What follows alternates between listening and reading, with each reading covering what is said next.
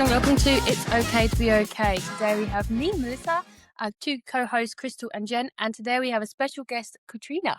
So I met Katrina on a networking event online. It was kind of coincidental how we met, and I just invited her onto this podcast. So Katrina, could you introduce yourself, tell us a bit about what inspired you to Three Principles, and just a little bit about that. Cool. Well, thank you for having me. It's great to be here. I guess in a nutshell, it, like most people with the Three Principles, just sort of stumbled onto it and then got sort of drawn into it even more. So I was I'm from New Zealand. I live just outside London now, and several years ago I was still am part of a New Zealand businesswomen's community here in London, and they were doing a masterclass. And the woman who gave the masterclass was a teacher of the Three Principles. And as soon as she talked about universal mind, I was like, wow, there's something like really clicking here, because I've always thought that there's been this greater force sort of explaining how everything works with life.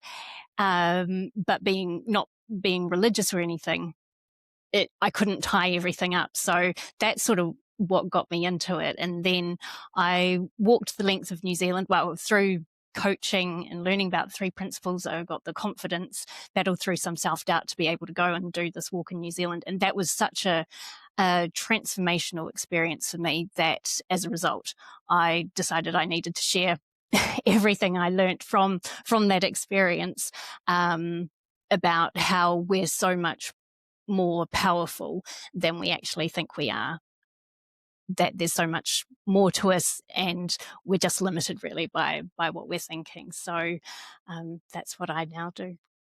That's amazing, and I love that. And like, tell us more about your walk. I'm using the Three Principles. Like, how did that change that kind of experience? Yeah, I think I went into it still. So for me, it was very much battling chronic self-doubt for the vast majority of my life. And so to be able to start to do the walk in the first place after spending 2 years going, oh, I'm not good enough to do this, I'm not like Bear Grylls, all this sort of comparisons going on, then getting to that point where taking that first step, it was, I don't know if the Three Principles were so much in my head at the time, but it was very much that journey of seeing how much of a story we create in our head to begin with before we even take that first step. And then we find that deeper courage within us to do the hard, scary thing. And then suddenly we go, oh, like, what was I worrying about in a way? And then everything else sort of unfolds, and that is like the shift in a way, being able to take that first sort of scary step. So yeah, the whole journey on the walk. So the whole thing was 3,000 kilometers. I did 2,000 when I injured my knee. So that was a whole lot of stories I was telling myself about failure, and what that meant about myself. So that was a journey I was on after doing that. And then I came back and finished it as well. But there's so much stuff to like unpick in it. Just a journey. Yeah. Wow, I love that. So I thought today, and you picked up on it on just a minute ago, which was comparison. And we're all really guilty of that. And so let's go deep into that. Let's start the conversation with comparison, because I'm guilty of that. Even with Jen, like sometimes I compare myself to you. And I'm like, oh my God, she's so much more higher than I am. Katrina, you did it to me earlier, and Crystal, you've done it. And it's just like, especially in this coaching part as well, like for coaches, we compare ourselves to other coaches so often. Who else wants to speak about that? I have something to say. We all do it. We compare ourselves, because I compare myself to you, Melissa, and you, Crystal. I compare myself. There was something you had said, Katrina, about that self-doubt, because who am I, right? Who am I to teach this? Who am I to? But it's when you see that story, when you see that it's just a story and thought in the moment, and you just step into what you know. Whenever I start to get in my head and compare, I don't know who I heard say that, but I mean, I've heard all of them say that. Dick and David, the Pranskys. You share what you know. And what I've found is the more I compare myself with everyone, the more I doubt what I know. But then when I get in front of someone and I can drop below that and just share what I know, I realize I see and I know more than I think I know. And as far as comparison, we can learn from everybody, even if they've never heard of the principles. They can have wisdom that helps us if we're listening correctly. So there is no comparison. And even Sid Banks said that, someone could hear something and just jump. So if we stop comparing and just start listening, we can hear something that jumps us without us even realizing it. But when we don't listen because we're busy comparing, it stops us from what we could hear. Those were just my thoughts. Sorry. Why are you saying sorry? I don't know. Crystal. 'Cause So, comparison. Comparison has this sneaky little cousin called self-judgment. And so it's so natural, I think, to compare. We don't do it on purpose. Nobody says, oh, hey, you know what? I'm going to compare myself to so and so today and see where I measure up.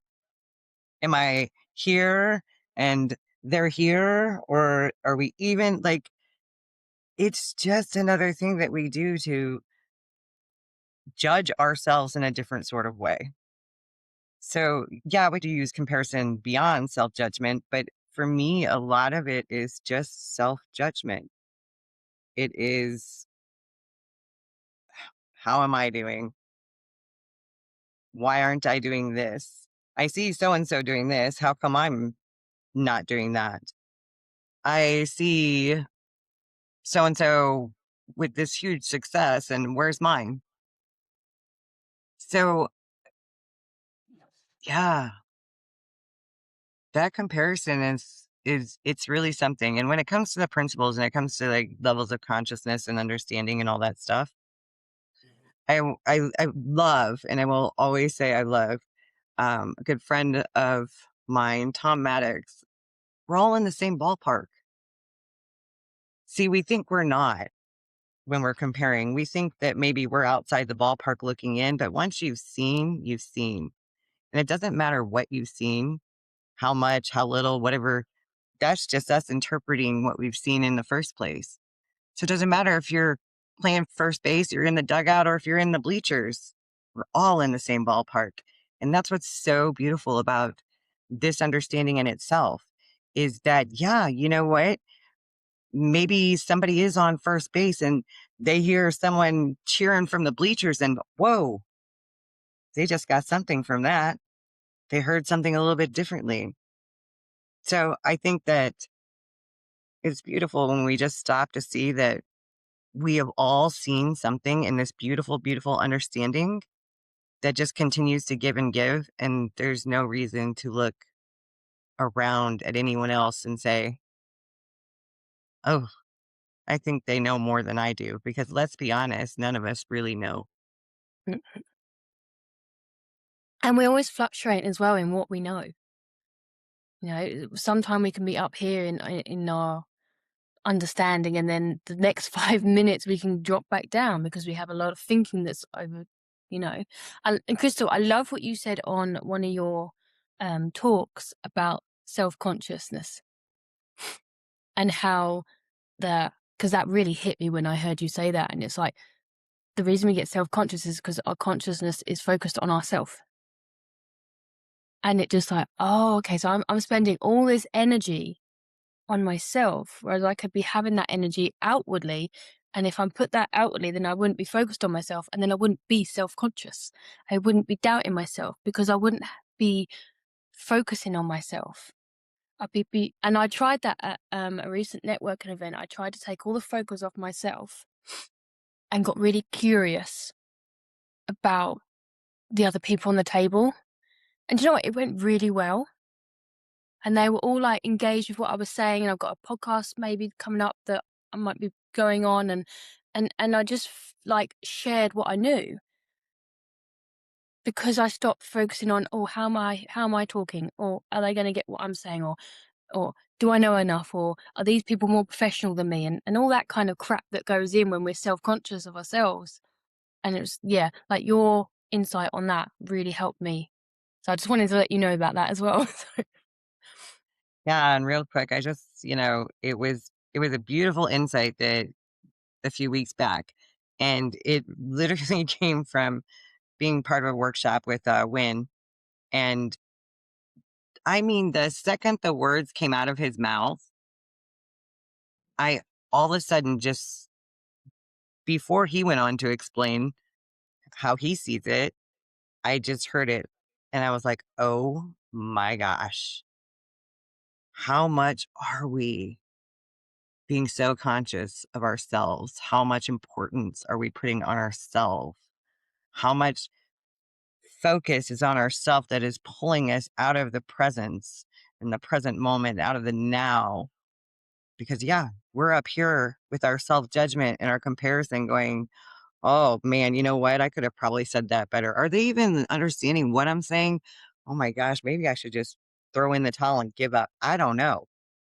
But yeah, it was beautiful. And thank you. I'm glad that sharing that meant something to you too, because the second I heard it, I was like, oh my gosh, I have heard that phrase so many times in my life. And that was the first time I heard it completely different. And yeah, it was really cool. I love that. I love that. And yes, that when we have our attention on ourselves, then we're thinking about us and we're comparing and we're trying to see where we measure up. And it's, yeah, that's our ego. That's like our self pride, our, well, I gotta be better. I gotta get this more. And those are just stories that we tell ourselves. And one of the things I love the most about this understanding, we shouldn't compare ourselves to other coaches or practitioners because we all reach different people. I don't work, my clients are not the same as your guys' clients. Crystal's heard about some of my clients. She's like, You like no. my exaggerated head shake? But I love working with the seriously mentally ill. I love working with the people that struggle every single day because they don't understand how their mind works. And I can't compare myself to someone who coaches business people or it, because we're supposed to teach it differently. Each one of us has seen what we've seen, and we can't show that to anybody else. But we have our own unique way of pointing that helps the people that are drawn to us. Yeah. So comparison stops us from reaching the people that are meant to come to us. Does that make sense? That makes perfect sense. And it's so like that in that self is so liberating because I used to worry because I used to try and be like the teachers, like Dickin or like some of the others. And I used to try to make my speech go really soft and quiet and like really fluent. And I'm not like that. And when I was speaking, and I had a testimonial for one of my clients, and she actually said in there about, I love the way you use the word fuck. You know? So that's why, like, I really resonated with her because I was speaking her language, and when I read that review, I was like, "Right, okay, I've got to stop trying to be at one of these teachers who I'm looking up to because the people that need my language, need the way I speak, even if I'm messy and I can't articulate it properly, they're still hearing stuff. They're still hearing insights." And it's like, okay, just be yourself because there is 8 billion people in the world and there are people there that need you, that are energetically matched to you. So when we stop trying to be someone else, like you were saying, Jen, when we be fully ourselves, those people can find us. Yeah, that's my rant. Katrina, do you have anything to say?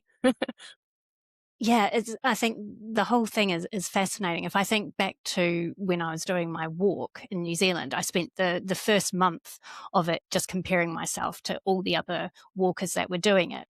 And in my mind, all I could see were people who were fitter, faster, more experienced, better bodies, knew what they were doing, like all these things. And I beat myself up for that whole first month, exactly like what you're saying, Crystal, with the self-judgment that I needed to be better, that I wasn't good enough.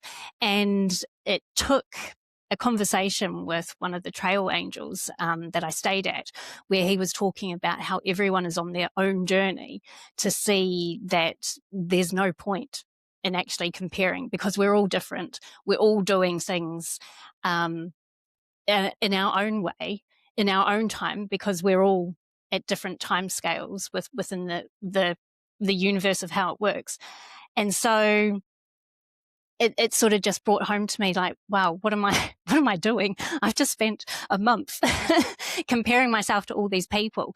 But what I saw as well, and I don't know if this is sort of different in contrast to what Jen and Crystal you were saying, but I sort of see it as not so much that I'm focusing too much on me and my ego story, but that I'm actually focusing too much on other people's power and their like amazingness within them. And so by focusing outside of myself on other people's infinite potential, I'm forgetting who I actually am, which is this amazing, wonderful, incredible, unique human being who is capable and strong and resilient and all these things. And in that moment of comparison, I've just forgotten that truth of me and I'm focusing on everybody else's truth. And so that was for me a big shift in how I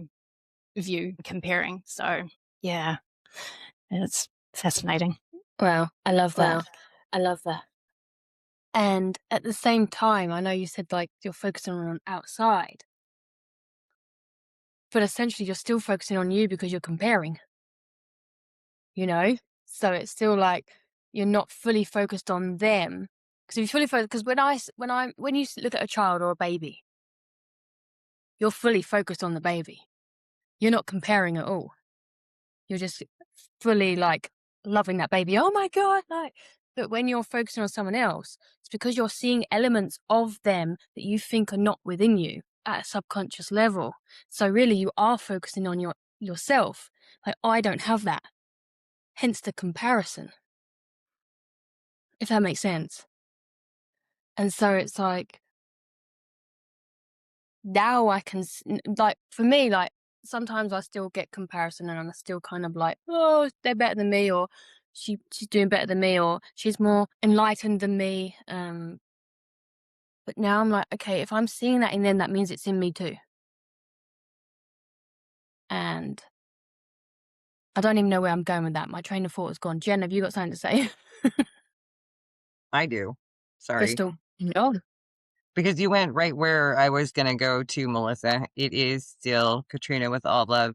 It is still self-judgment.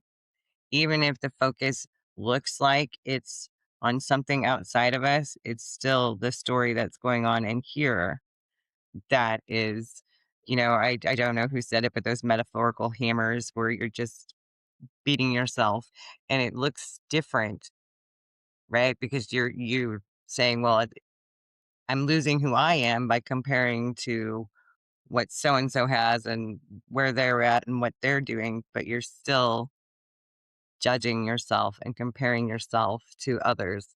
And yeah, you know what? You do have a very good point. When we are so focused outside of ourselves, it is really hard to see our essence, to connect with who we truly are, because we're too busy up here to have the quiet and the space to feel from in here. So yeah, you're absolutely right. It looks different, but it's just got a different bow on that package. That's all. We're not, our thinking shows up differently. It's like once we recognize certain thought patterns and see them as thought, they stop coming up as intense. But then every once in a while, they'll like change shape and show up a different way. And it'll be the same storyline, but just tiny different from a different perspective. Does that make sense? I don't know if I trick myself a lot, you know?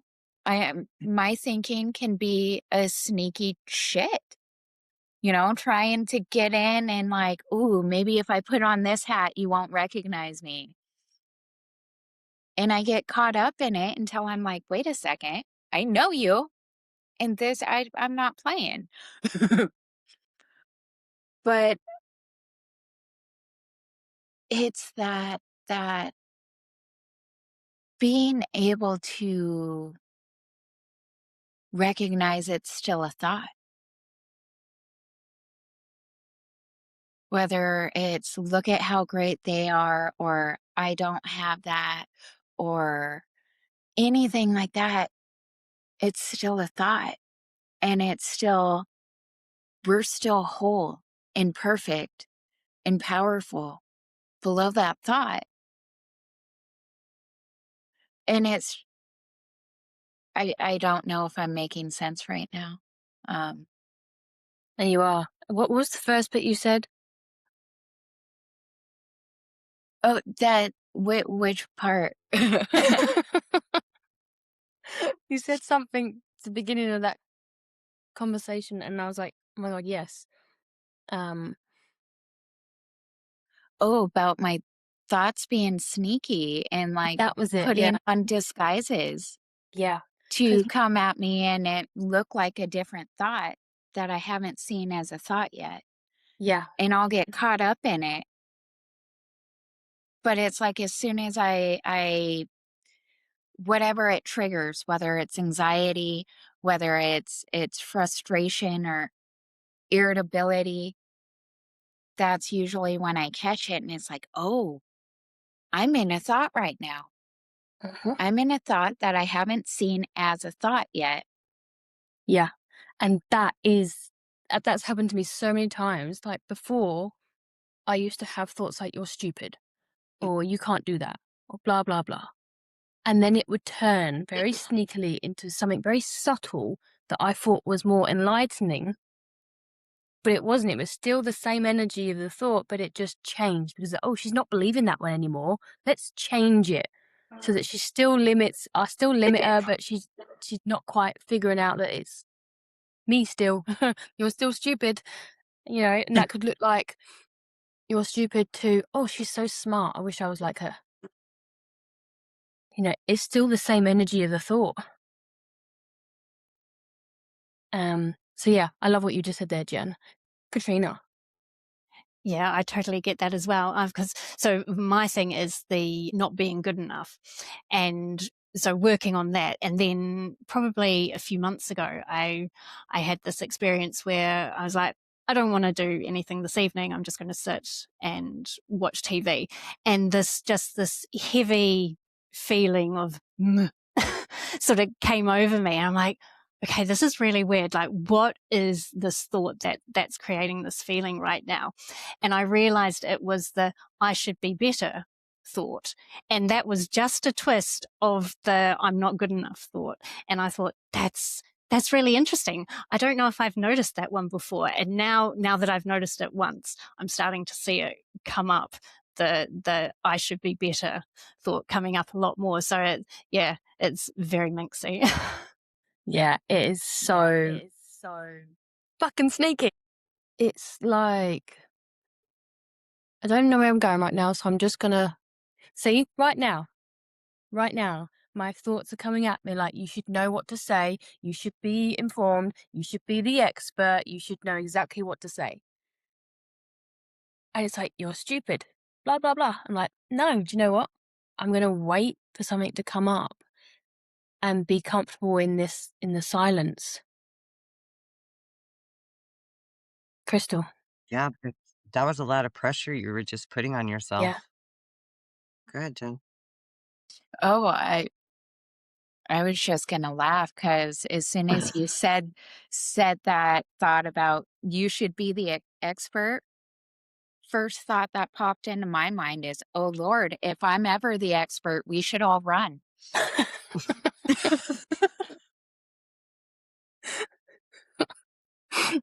But see, that's so funny because, like, I see all you girls as, like, so grounded. And then sometimes I feel like I'm totally ungrounded. But do you know what? It's kind of fun to be grounded and ungrounded at the same time and learning this understanding and teaching it and still learning myself. There's an element of playfulness there that I didn't see before. Because I thought, oh, I have to be an expert. I have to have all my shit together. I have to know this. I have to be, this enlightened person like Sydney Banks. I'm like, that's just not going to happen. Well, it might happen, but right now. And again, I'm going off the trail. I've forgotten where I was going with that. So, someone else speak. So I have a little question here because we're talking a lot about comparison and the principles and comparison in that kind of stuff, with other coaches and that kind of stuff. So, what about talking a little bit about how comparison shows up in everyday, ordinary life, no matter who you are? Yeah, it was just on the coaching aspect. I was on a networking call last week and just in a community, and this woman came into the call, and so we got paired into one-to-one, and she's a relatively new coach. And it was interesting listening to her because she was saying, oh, I'm only just starting my training and stuff, and how do I feel like I can teach and coach other people when I'm not there yet. And I thought, oh man, I know that feeling. But I think like that is such a big one that can stop us. But it just goes to show that what you were talking about before about this idea of what is being an expert even. I mean, that's just a thought construct, really. Yeah. Like, what is perfection? What is enough? It all sort of fits into that same category. So, yeah, we're all experts ultimately, I think. Yeah, we've all got our own life experience, which Jen, your life experience is amazing for your clients. Crystal, your life experience is amazing for your clients, and the same with you, Karina, and the same with me. Like, what was it that someone said to me? I can't remember what it was. I can't remember who I was speaking to. I was saying about like our experience is the qualification. Because when I started doing therapy, like no digging out anyone, I had 2 therapists. One therapist had gone through loads of stuff, like drugs and abuse and all that kind of stuff. And one was clearly had all the certificates on the wall, gone to university and all that kind of stuff. You could tell which one had actually had the life experience. And I couldn't resonate with the one that had all the certificates and all the diplomas, but I could resonate with the person that had the life experience because they knew how I felt. And so you're always going to find people that you can help. There's like I said before, there's 8 billion people. There's someone that's going to have an experience like yours that you can help them through that. And my God, my brain is off one today. Like, I've lost the train of thought again. No, it's gone.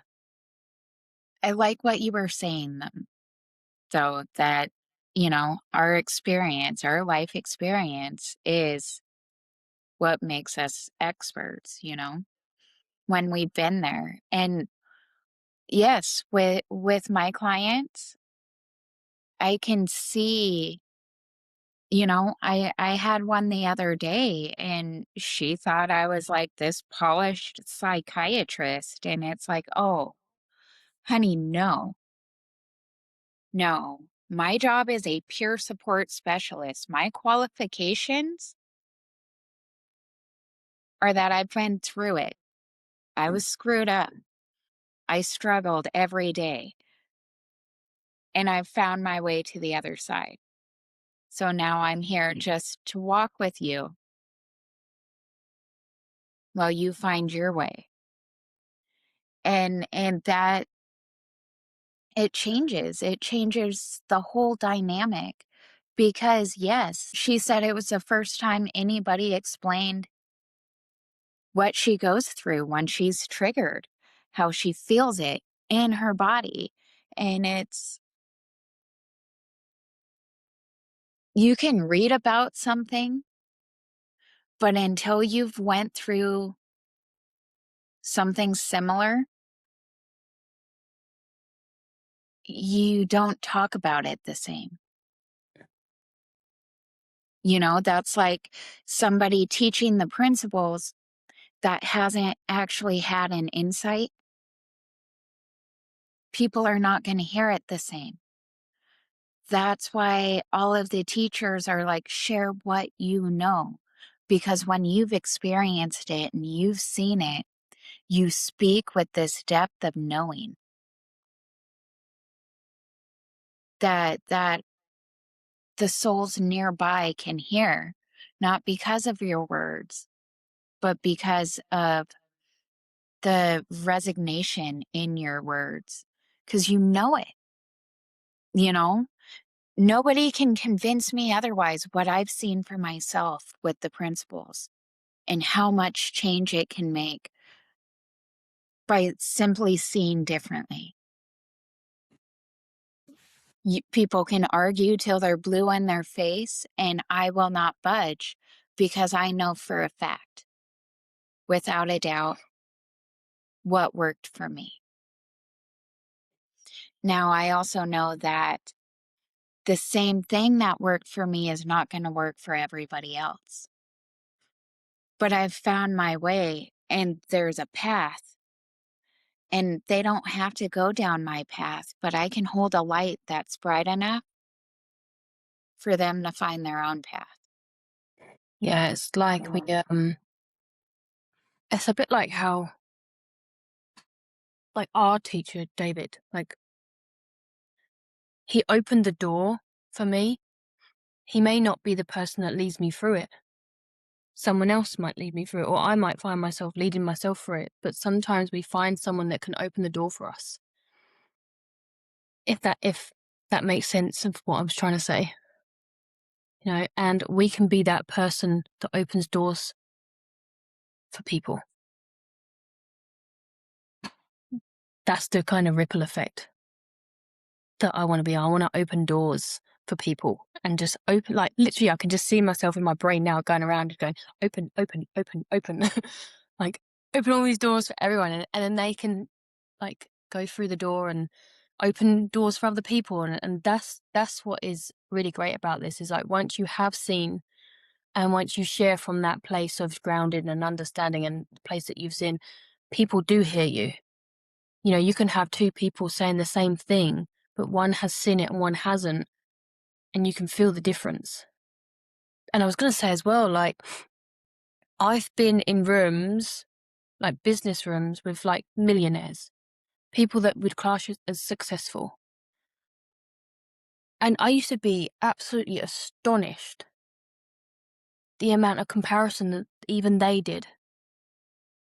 and how they would be comparing themselves to other people. And I'm sitting here with this woman who just made 40 million in 1 week. And I'm listening to her talking, and she's comparing herself to this other woman that has a really nice relationship. I'm like, bloody hell. Like, it doesn't matter how successful you think you are. Everyone's always comparing because we're all in our heads. And what I'm seeing now is, like, we look at this as comparison. We look at it as in, like, levels like this. Like, someone else is a higher level than me. But what if we turn that round like that? And instead of being like a hierarchy of levels, it's just places. Sorry. If you look at it like that, then there's no kind of like up or down. It's just you're there, you're there, you're there, you're there, you're there, you're there, you're there. Does that make sense? So yeah, that's what I'm seeing in my head right now as we're speaking. I really love that as an analogy, because that also sort of suggests how equal everyone is. And we tend to forget that, I think, that there's that equalness of everybody, even though everyone is different. We're all equal and we're all connected. So to put it as a horizontal thing rather than a vertical, it's a really lovely way of putting it. Yeah, like it. Oh my gosh, I loved it too. And because when you were saying it and you took it from here to here, absolutely. Because from here, we're all in the same place, right? That's the way that we can connect arms. That's the way that we can hold hands. That's the way that we can be a oneness in this understanding. It's so much harder to, um, you know, connect arms with somebody up here and you're here. And so, yeah, that's kind of what, when you were saying that, what came in my head was just this beautifulness of just how connected, being all right here, all together. It doesn't matter who you are. The principles don't discriminate at all. And it doesn't matter what you've seen, how you've seen it, who was your catalyst, who did open the door, because you know what? You have to walk through that door. Nobody else can walk you through the door. You have to see for yourself. You have to take that step. And so, yeah, I don't know. But yes, beautiful. I love I loved it too. Crystal, I loved what you were just saying because, yeah, we can shine a light, we can open doors, but it's up to every person to walk through it. And you can walk through that door, you can see something, but it's still up to you to continue to look in that direction. Because sometimes we forget to look in that direction and we get caught up in the comparison and the self-doubt and self-consciousness, and we get caught up in the world. We get caught up in life, in our life situation, and we can know it, but it's still up to us to remember to stop looking outside and to turn back and look within. And we can't do that for anybody but ourselves. But the more we do that, it's like the more we give permission to all the people around us to do it as well. Yeah, I love that, because when I was on that networking event on Thursday and I was sitting around the table, there was this woman that was talking about, she was trying to really help her daughter. And I said that at the end of the day, you can't make her do anything. You can't help her if she doesn't want your help. The best thing you can do is be it for yourself. Like, live it yourself. Be so grounded, be so loving, be the version of yourself that you really want to be. And in doing so, she'll see that energy and want some of it. And she was like, kind of like understanding where I was going. And she was, yeah, but she's really struggling. I was like, yeah, but it's not your job.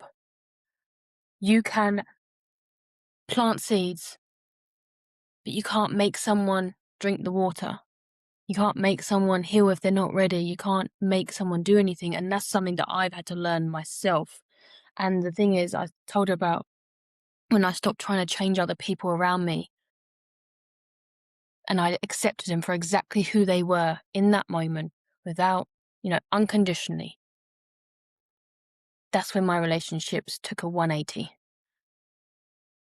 And that's when they started getting curious. Because when we're trying to change someone and they're not ready, we're essentially saying, you're not good enough the way you are right now. And I don't know why I got onto this topic. I can't remember what you said, Jen. But, oh my God, what is wrong with me today? Pressure. Do you know what it is? I think it's because Katrina went on your email, and then that's kind of like, oh no, now I've got to try and be professional. So you see, I'm comparing myself against your comparison against me. How crazy is that? I think let's just celebrate the fact that there's that awareness right now. Awareness. That's what I was going to say. So another little story. So this is what the 3P gives us. It gives us that element of awareness. So then we can make a different choice. Because when we don't have awareness, we're reactive. We have a thought, we have an emotion, and we react straight away. And I'm standing in front of my fridge, open the doors up, I'm like, chocolate loops or porridge? And do you ever remember that advert where the Shreddy monster, the hunger monster? No?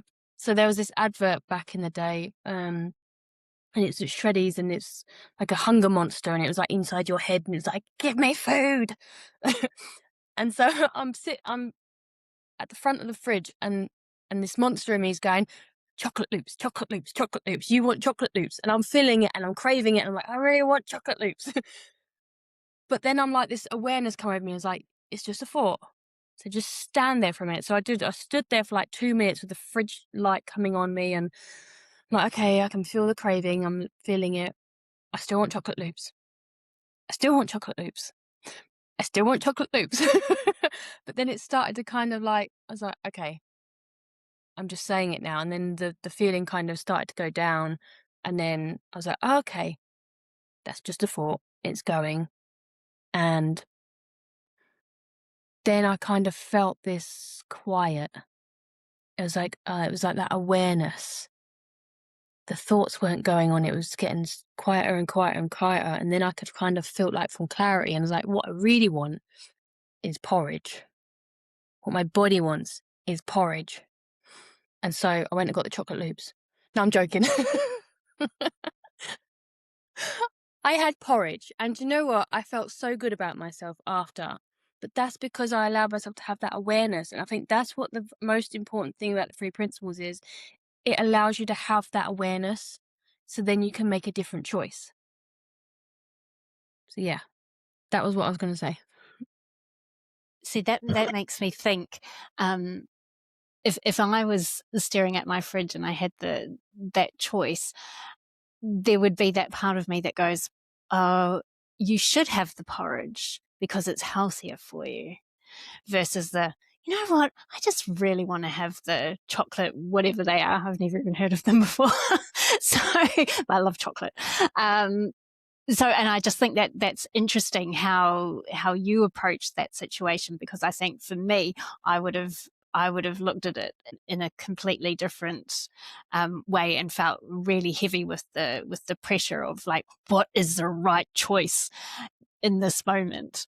And I think sometimes we can get very much caught up in what is the right thing we should be doing like that. And so I think you're right with the awareness side of things. That does help take some of that pressure off, because we're able to see that little bit more clearly, which way we're directing our attention.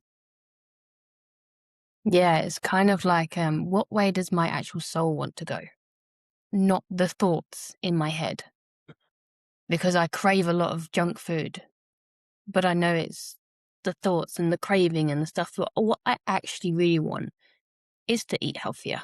Like, I want to do that on a level. And don't get me wrong, like when there's been chocolate, and I've done it before where there's chocolate and I'm like, do I want chocolate? No, I actually want chocolate because I want chocolate. And then I have the chocolate, you know. So it's not like I think it's just creating that space of letting the thought go to see what the choice actually is that I want to do, without being in the reactive thought, in the reactivation of the craving, because that's just a thought. If that makes sense. I don't know if I'm explaining that properly. No, that makes sense. And Katrina, I really liked what you said there, because I mean, I used to get myself stuck because I didn't know what choice to make, and the comparisons between the everyday choices, you know, the comparisons of, well, what's right? What should I do? What is the right thing to do? And I would get so up in my head in so many different thoughts about, I don't know the right choice to make. So I wouldn't make any choice at all. And, we were talking about comparison, and we can compare anything and everything, not just ourselves. And it's still the same thinking pattern. And I mean, I would be stuck sometimes for days, not sure what the right choice is, and trying to run the pros and cons and trying to decide the right thing. And what the three principles has given me is allowing me to be aware of that noise, because I had never known how heavy and loud that noise was always going on in my head before. That is exactly what I was talking about, that noise. Like, when I'm in front of the fridge, that noise, constant noise. You want chocolate, you want chocolate, you want blah, blah, blah. But I know that if I had that, I was going to feel like shit anyway. But when you're in that position where you are kind of comparing choices, it's like, how do you know which one to go for? The best way is to get quiet, and your wisdom will tell you which one you actually want to do. I think that in itself is like an incredible gift. Well, it's not even a gift because we all have it.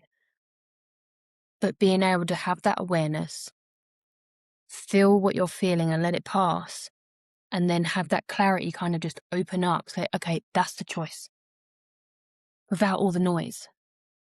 That's groundbreaking. That's like, it's incredible, don't you think? Yeah. I love what you're saying, because it's exactly that. When we're being led by wisdom, there is no thought. There is no comparison. There is no which one. Uh, but I'm gonna be honest, Crystal would have taken the chocolate boots. I don't even know what the hell they are. But no, it's in that quiet. It's in that settled that your wisdom speaks, and that you feel the choice, so to speak, and you follow that, and it's beautiful, because it takes so much guesswork out of life, so much contemplation. Like Jen was saying, oh gosh, dang, yeah, in the past, I was there. My gosh, I overanalyzed everything, and I had to make sure that,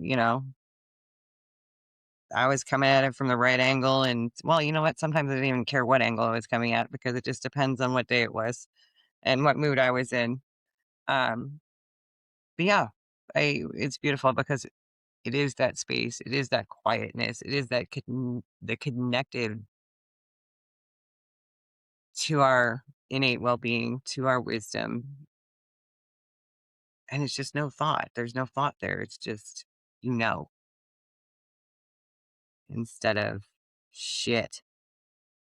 Do I want chocolate or do I want chocolate? Because those would be my choices. We try to choose from the same thing, chocolate or chocolate. Which one is it?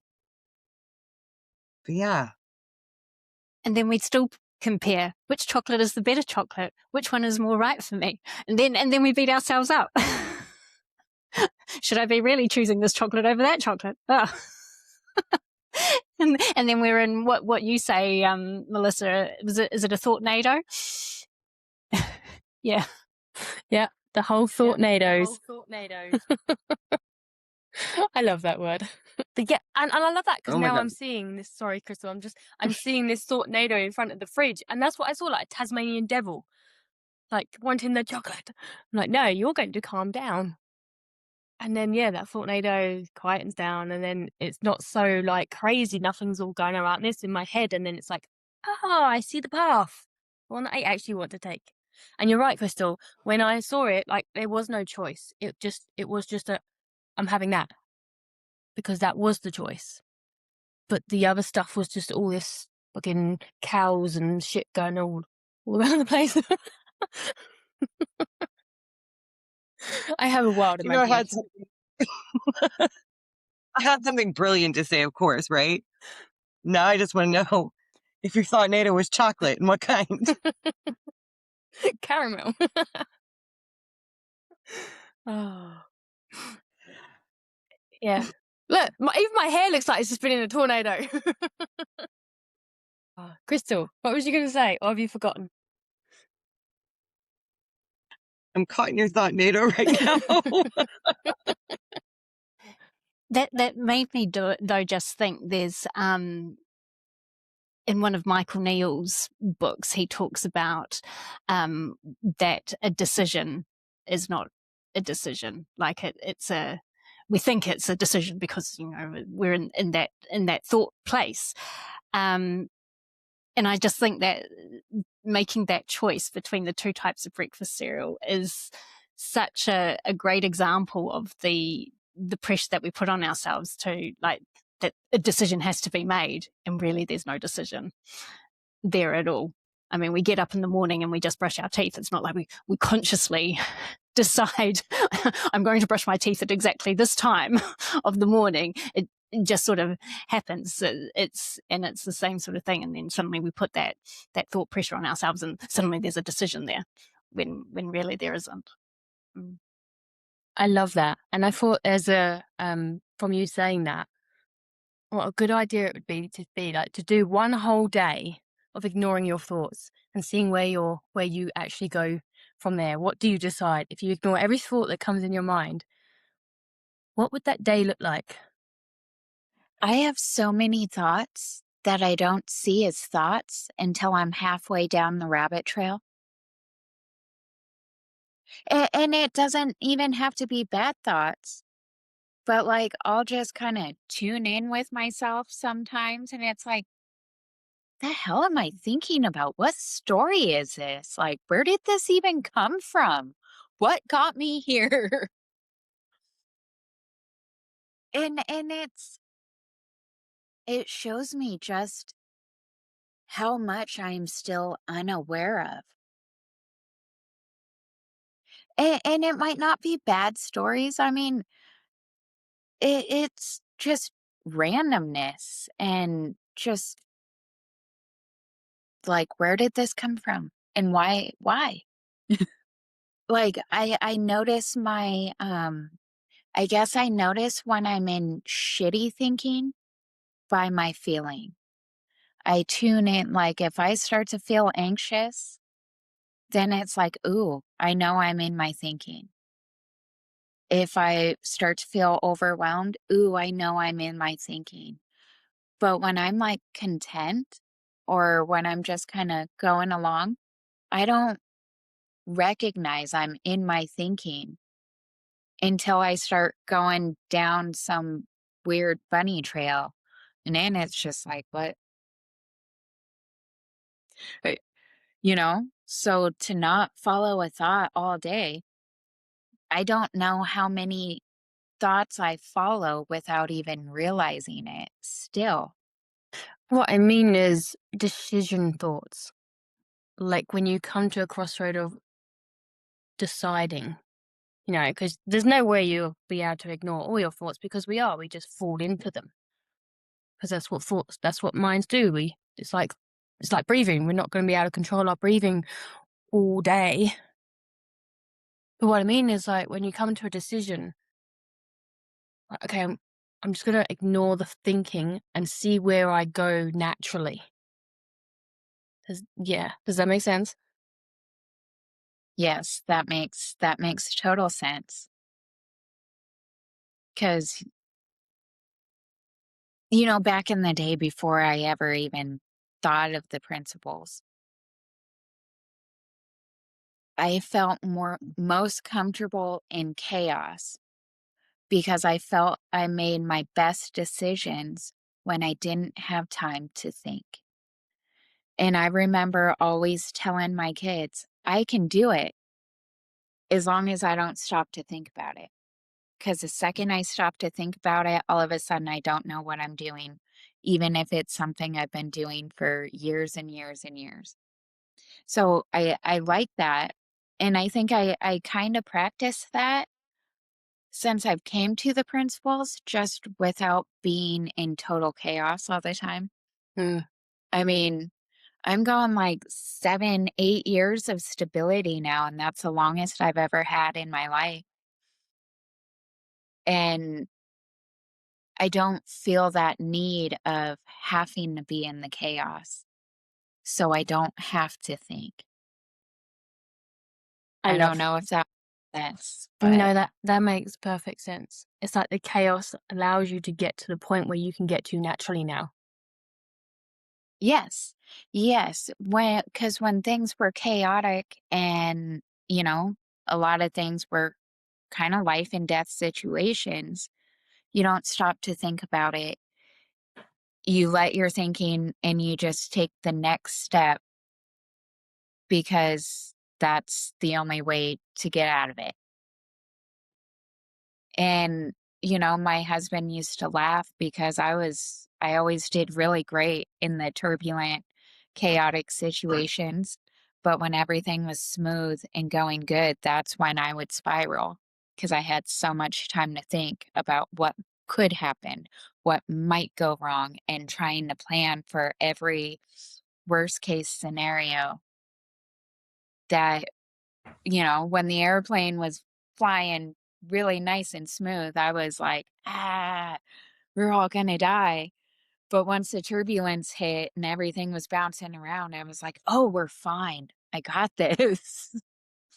And the more I've learned the principles and the more I continue to look in this direction, the less thinking I have around the situations because before I even knew the principles, I recognized that my thinking was the issue.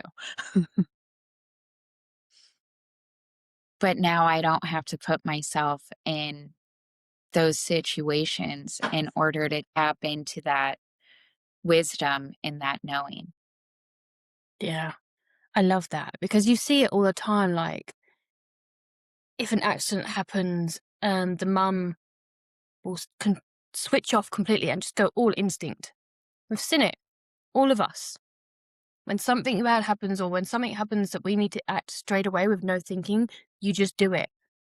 And it is the thinking that stops us from doing things quite a lot of time. And it's because we do, like you, Jen said, we have that time to think, which stops us from doing it. So if we take that away, fuck me, where will we end up in a year's time? Do you know? And that is just pure example of like how thinking stops us, or how thinking gets us to do things that we don't want to do, or how thinking gets us into trouble so much. And we take it so seriously. And we don't have to. Yeah. Bloody thinking. And even now, like now speaking about it, I can see everything in my life, all my suffering, everything caused by those pesky thoughts. And if I don't take them seriously, my life is just, you can see it now. If you don't take your thoughts so seriously, your life will change instantly. Because it's your thoughts that are creating the experience of your life. All of it, every single part of it. My mentor says we're both the problem and the solution. I think that sort of sums up exactly what you're explaining there now. 100%. Yeah. And at first, it's a bit of a kick in the gut.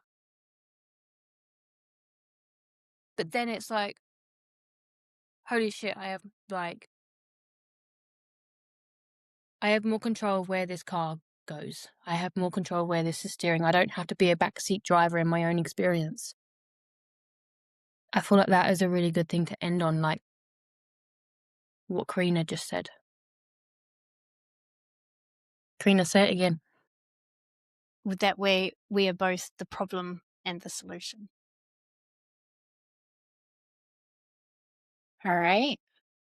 So don't forget to like, share, comment, subscribe. Let us know if you heard anything. Let us know if you have questions. We are here, and come back for the next one. Thank you. Yeah. Katrina, thank you so much for joining us. And yeah, why don't you share your website or however you like for people to get a hold of you? If someone would like to get in touch with you and talk with you, what's the best way for them to do that? Thank you. I mean, it's been an absolute joy being here and having this chat with you and going deeper and everything. I love it.